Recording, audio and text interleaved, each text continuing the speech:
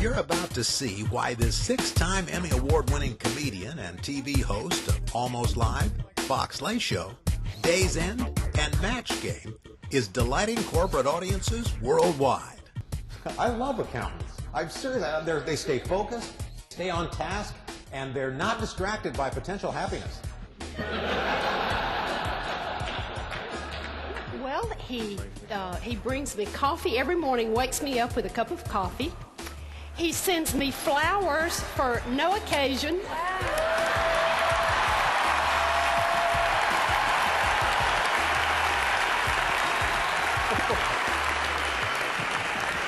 No occasion that you know of. Besides being hilarious, Ross Shafer has a healthy skepticism toward the self-help industry, which makes for a totally fresh approach to motivation.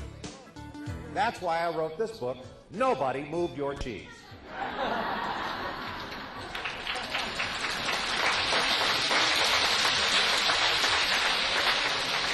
When you ask the question, who moved my cheese? That's implying that somebody's in control of your life. That somebody has taken the thing that nourishes you and moved it someplace that you can't get to it. And I don't believe that. I think that's seriously flawed. I think that you can be completely in charge of what direction you want to take. That's why the first chapter in my book lambasts some of these people. It's called Anthony Robbins Hasn't Done a Damn Thing.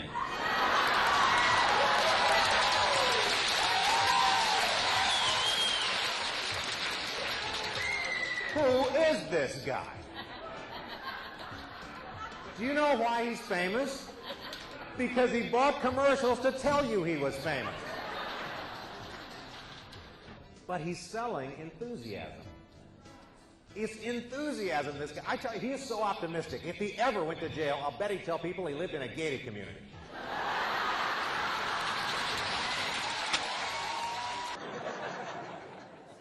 I don't think there are experts who can tell you how to be successful. It turns out you are the leading expert on you.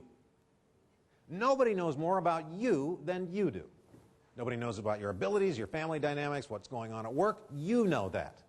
And only you can pick yourself up when nobody else wants to give you any support, and that's why I say success is your own fault. Or I'd see these books that have the steps, you know, the magic 5 steps. Here's one, 5 dysfunctions of a team. You think there are only 5? What if you got 6 members on your team?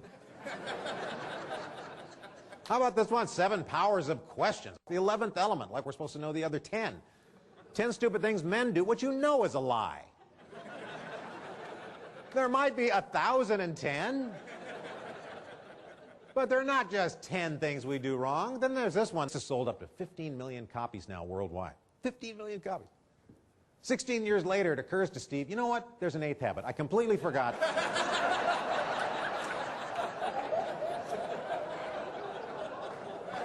I'm sorry. That is my bad. I'm sorry. And because Ross has written and produced more than a dozen human resource training films on motivation and customer service, he and his team can conduct a keynote, a half-day or full-day workshop specifically designed to complement your organization's missions and directives. All right, so here's a question we ask ourselves. If we've been training people, and we've got these films all over the world, how come customer service is still bad? Why is it still as awful as it is? So, we did a deeper dive. Our new book called Customer Shouts Back. It's a different approach. We didn't put a camera in anybody's face. We dissected 1,000 complaints that we found on various websites throughout the world. What came out of this was startling to us. Emotions were the primary driving factor in the purchase. This is how people feel when they're ignored. They feel rejected. If there's no eye contact, they feel unimportant. They're second guessed, they feel embarrassed. If there was no resolution, they felt cheated.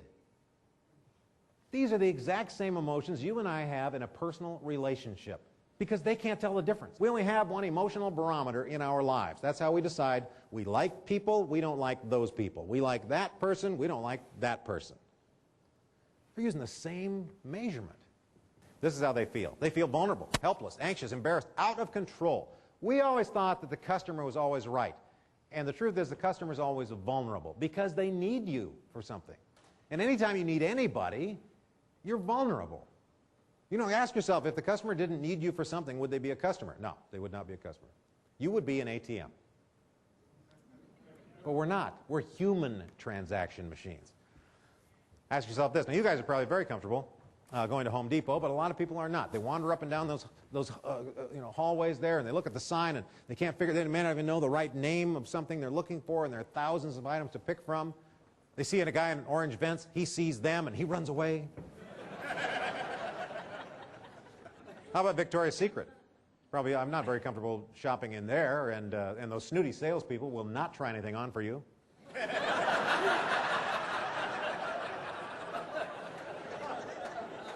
They don't want good customer service anymore. They don't want good. They want spectacular. They want unbelievable. They want to be able to talk about how good it was with somebody else. This woman is certainly an example of that. I met her 7 years ago at the Orlando Marriott, and I had been touring, and I was tired. I traversed the continents, and I was a mess. So I get into the Orlando Marriott at midnight, and I'm hungry. I'm starving. So I look at the room service menu, and I order a delicious mushroom bacon cheeseburger, which, as you know, is perfect for late night dining. So I get a Diet Coke to offset the effect. All right. Under 30 minutes, she comes up with a hamburger that looked better than the picture. I was so excited, except she had a Diet Pepsi. And I don't want a Diet Pepsi. I can tell the difference between the two. I'm a Coke guy. I just don't like the taste. And people say, oh, put a lime in there. It'll taste this. You can put a lime, buttons, cigarettes. Doesn't matter what you put in there. It's not going to taste like a Diet Coke. So I say, she goes, I apologize, we're out of those in room service kitchen. I said, no, it's all right. Look, it's almost 12:30 here. You brought water, that's all I need. Thank you very much. Oh, again, I'm so sorry. It's cool, it's late. Thank you very much. The hamburger looks amazing. So she leaves. Not even 45 seconds later, she's banging on my door with an ice-cold Diet Coke in her hands. And I said, I thought you were out of those. And she goes, well, we are in the kitchen, but I found this 4 floors down in a machine and thought you'd like to have it. Now, who's done that for you lately? I tried to pay for it. It was $1. She wouldn't take my... No, we just make sure you're happy here. Now, you think she started 4 floors down? She probably started on my floor and then just kept going down the stairs until she found one and brought it. I was blown away. I get on the phone to the hospitality area and say, who is that woman in room service? Well, that's Maria Garcia.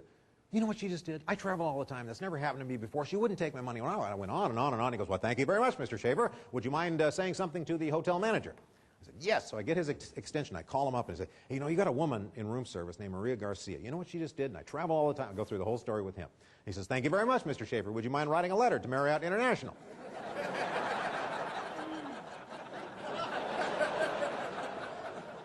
Well, I was going to have a hamburger, but now that I'm working for you guys, I'm on it. Truth is, I never ate that hamburger. I got so fired up about what she did, I didn't take a bite of my hamburger. I had a fry, but I didn't have... I wrote a chapter for my book about this. I wrote a scene for one of our human resource training films. I talk about her now wherever I go. I've done everything except marry this woman right here. Because that's what I'm talking about. That's not good. Look what's happened now because of that. That $1 investment, now I'm the unpaid spokesperson for Maria Garcia and the Marriott Hotel. Then there is Ross Shafer as your conference master of ceremonies. His TV experience adds just the right amount of pace, humor, and tasteful irreverence. Before we bring these contestants up, I'm going to give you some facts about their background. Background facts they have supplied to me.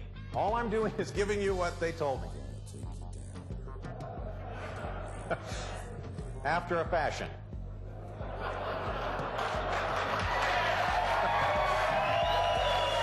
His dream is to sleep in his own bed 3 nights in a row. Ironically, his wife doesn't share that dream. It's going really well, isn't it? Isn't it about the best fun you've had in your life? No, this is not fun. It's easier watching it on TV. Yeah, you're sweating like a professional wrestler, Bill.